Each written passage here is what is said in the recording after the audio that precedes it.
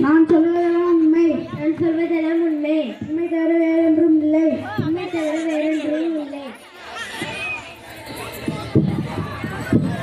கணம் நீதிபதி அவர்களே, இதோ இந்த குற்றவாளி கொண்டு நிறுத்தப்பட்டிருக்கும் தண்ணீர்களே மனிதர்களின் வாழ்வுக்கு ஆதாரமாக கொண்டு விளங்குகிறது.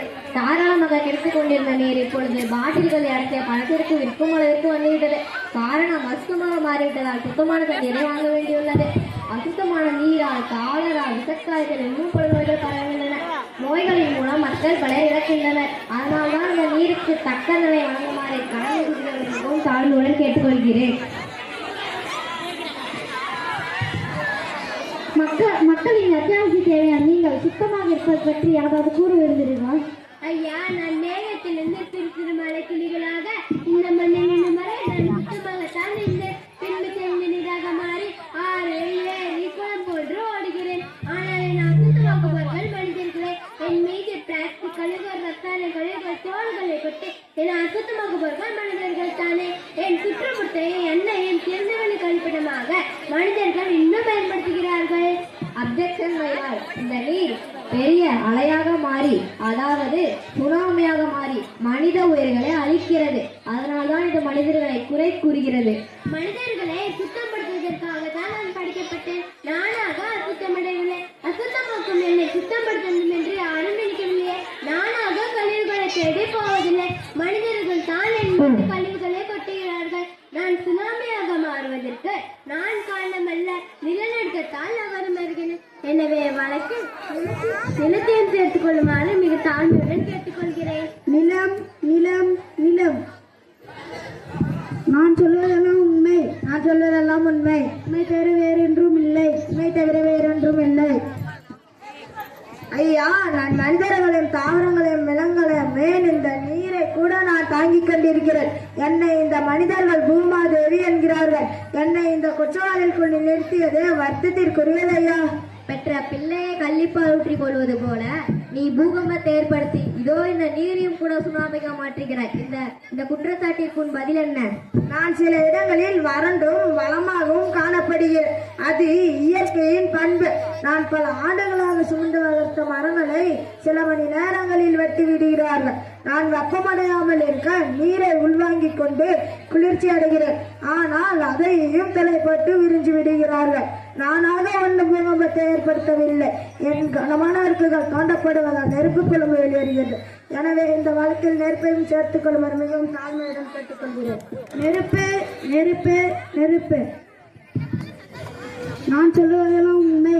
நான் சொல்வதெல்லாம் உண்மை. உண்மை தவிர வேறொன்றும் இல்லை. உண்மை தவிர வேறொன்றும் இல்லை.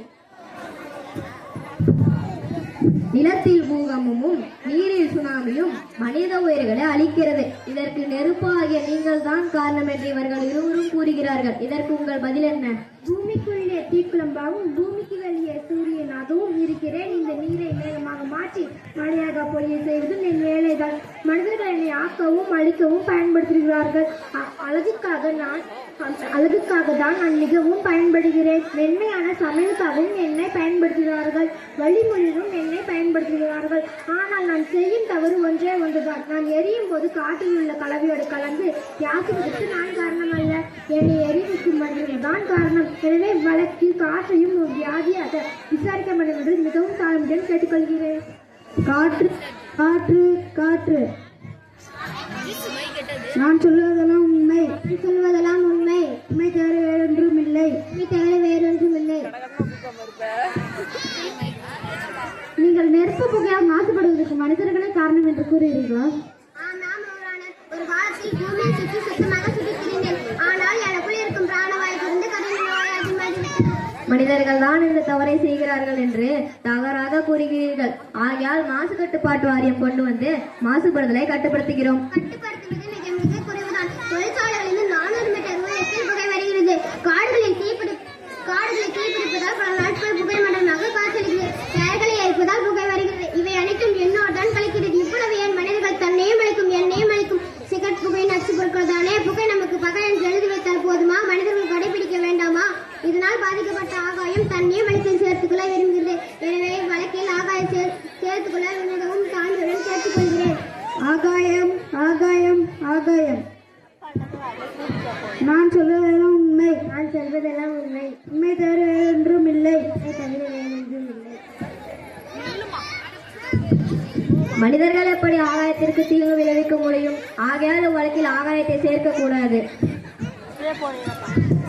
ஒவ்வொரு பாதிக்கப்பட்டவரை தீர்ப்பு செய்வது இந்த கோர்ட்டின் கடமை. ஆகையால் உங்களுக்கும் மனிதனால் மாசு ஏற்படுகிறதா? ஆமாம் இதான கிரகங்கள் எனக்கு தாங்கி இருக்கும் எனக்கும் மனிதனால் பாதிப்பு இருக்கிறது தானே. இந்த காற்று மனிதனால் மாசுபடுவதால் எனக்கும் இந்த காற்று மண்டலத்திற்கும் இடையே ஓசோன் படலத்தில் ஓட்டை விழுகிறது தானே. இதனால் என் வழியாக சூரியனின் புறா ஊதா கதிர்கள் பூமியை தாக்குகிறது தானே.